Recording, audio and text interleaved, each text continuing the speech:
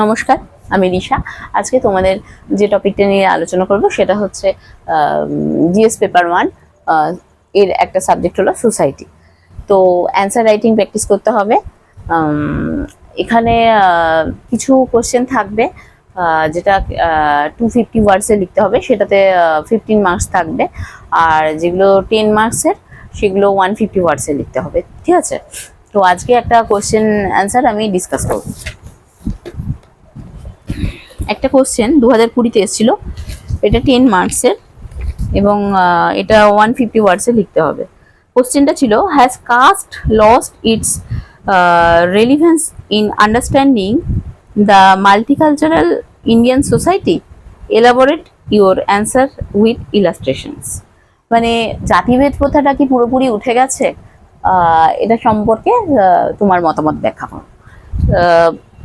বলছে, the caste system in its attempt to adjust itself to the changed conditions of life has assumed new roles. জাতিভেদ প্রথা কিন্তু একটা নতুন ভাবে কি বলবো, এটা ঠিক পুরোপুরি উঠে যায়নি, এটা কিন্তু একটা নতুন রকম ভাবে আকার ধারণ করেছে, সেটাই ব্যাখ্যাটায় আমি আসছি। Besides illustrations and urbanization, other factors such as westernization, Sanskritization, reorganization of Indian states, spread of education, socio-religious reforms, spatial and occupational mobility, and growth of market economy have greatly affected the caste system. বলছে যে শিল্পায়ন, নগরায়ন, তারপরে তোমার আধুনিকীকরণ, পাশ্চাত্য থেকে অনেক কিছু গ্রহণ এবং শিক্ষা দীক্ষায় উন্নতি, অগ্রসর অর্থনৈতিক অবস্থার উন্নতি, এই সমস্ত কারণে জাতিভেদ প্রথাটা কিন্তু অনেকটা হলেও কমেছে, ঠিক আছে, এবং ক্ষতিগ্রস্ত হয়েছে বলতে পারো, affected. Mutual interdependence of castes which existed for centuries and was reinforced by the institutional system of jajmani is not found today. বলছে যে এতদিন মানে কয়েকশো বছর আগে যেটা পরিচয় মানে প্রচলিত ছিল, যে যখন বিনিময় প্রথা প্রচলিত ছিল, যে একটা শ্রেণীর মানুষ, ধরো কেউ যদি কামার হয় তো কামারশালায় কাজ করবে, তাদের বংশ পরম্পরায় সবাই কামারই হবে। কেউ জুতো সেলাই করে, মুচির কাজ, তো তারা বংশ পরম্পরায় মানে জুতো সেলাই করবে। কারণ মাছ ধরা জেলের কাজ, তারাও বংশ পরম্পরায় মাছ ধরবে। ব্রাহ্মণদের কাজ মানে পুরোহিতদের কাজ হচ্ছে পড়ানো পাঠশালায় এবং পুজো করা, এটা বংশ পরম্পরায় তারা ওই কাজই করে আসবে। কুমোরের কাজ ঠাকুর বানানো বা মাটির জিনিস বানানো, তারা বংশ পরম্পরায় ওই কাজই করে আসবে। এটা অনেক বছর আগে এগুলো প্রচলিত ছিল, অর্থাৎ যজমানি প্রথা প্রচলিত ছিল, মানে যে যে শ্রেণীতে বিলং করছে তারা বংশ পরম্পরায় সেই কাজই করবে। কিন্তু এটা বর্তমানকালে কিন্তু এটা দেখা যায় না, ঠিক আছে। As Eamon Srinivas points out, the vertical solidarity of castes has been replaced by horizontal solidarity. Live and let live policy, which was once associated with the caste, makes no sense today.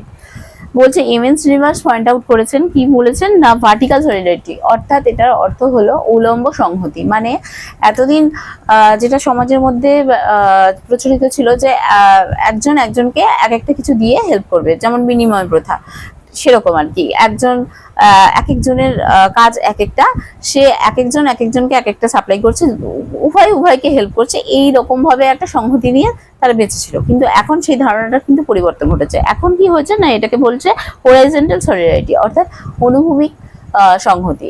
এখানে কিন্তু সবাইকে সমান চোখে দেখছে। এখানে কিন্তু ওই ব্যাপারটা নেই যে অমুকের কাজ অমুক কাজ করা, তারা এই কাজই করে আসবে, এরকম না। এখানে সবাই সমান। এখন দেখো, যারা এরকম যারা কুমোর, তারা যে কুমোরই হবে এরকম কোনো কথা নেই, সে ডাক্তারও হতে পারে, বা যে জেলে সে যে জেলেই হবে এমন কোনো কথা নেই, সে একজন আইএস অফিসারও হতে পারে। তো এখন আবার যে ব্রাহ্মণ, সে যে টিচার হবে বা পুরোহিতগিরি করবে সেটাও কোনো ব্যাপার নেই, সে কোনো কর্পোরেট সেক্টরেও কাজ করতে পারে। তো এখন ব্যাপারটা ওরকম নেই, প্রথাগতভাবে বা বর্ণ প্রথা অনুযায়ী সে কাজ করবে, এই ব্যাপারটা কিন্তু অবসলিয়েট হয়েছে পুরোপুরি। তো এখন যেটা বলছে যে মানে আগে যেটা ছিল লিভ অ্যান্ড লেট লিভ, মানে বাঁচো এবং বাঁচতে দাও, আগেকার যে কনসেপ্ট, যে রকম ধারণাটা ছিল সেই ধারণাটার পরিবর্তন ঘটেছে। Under the impact of powerful forces like modern education, industrialisation, urbanization, modern means of transportation, increase in the importance of wealth and new social movements, white cracks have already appeared in the walls of the citadel of caste in India. বলছে যে আধুনিকীকরণ, পাশ্চাত্যকে অনুকরণ, উন্নত শিক্ষা এবং কি বলবো নগরায়ন, শিল্পায়ন, অর্থনৈতিক অবস্থার উন্নতি, বিভিন্ন কারণে আমাদের মানে সোশ্যাল মুভমেন্ট ঘটেছে।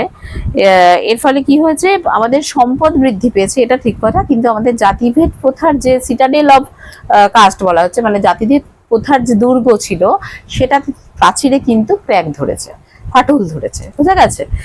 But it would be a gross mistake to think that it has completely collapsed, কিন্তু এটা ভাবলে ভুল হবে যে এটা পুরোপুরি কিন্তু নিঃশেষ হয়েছে। এটা এই চিন্তাটা করলে কিন্তু এটা ভুল হবে, এটা কিন্তু পুরোপুরি এখনো নিঃশেষ হয়নি, কোথাও কোথাও কিন্তু এর এখনো অস্তিত্ব আছে। ঠিক আছে, তো বোঝা গেল আমি এই কোশ্চেনটার অ্যান্সার ডিসকাস করলাম। তোমরা এরকম নিজেরা বাড়িতে পড়বে, সলিউশন বুক, প্রিভিয়াস ইয়ার সলিউশন বুক কিনে নেবে। যারা যারা যারা মেন্টর রাখতে পারছো না তারা এভাবেই প্র্যাকটিস করবে, সলিউশন বুক কিনে নিজেরা পড়ে প্র্যাকটিস করবে এবং নিজেরাই লিখবে, লিখে তারপর সেই লেখাটার সঙ্গে নিজে লেখাটা মেলাবে, যে লেখা যেই হয়ে যাবে সলিউশন বুকটা থেকে দেখবে যে কতটা ঠিক করতে পেরেছো, সেন্টেন্স স্ট্রাকচার কিরকম করতে পারছো নিজেরাই। তারপর টপার্সদের যে কপিগুলো সেগুলো দেখবে, ইউটিউব বা গুগল সার্চ করলে দেখবে তারা কিরকম লিখছে।